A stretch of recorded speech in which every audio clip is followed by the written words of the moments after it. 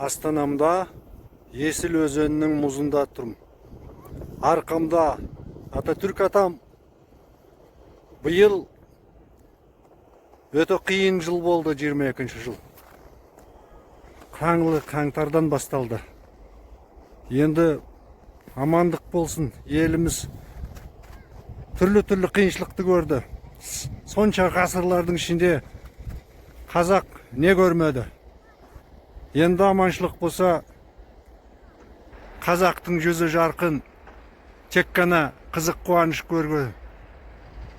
Қазақ қайсар халық. Ешқашан қиындықтан, ешқашан түрлі апаттардан қорықпаған халық.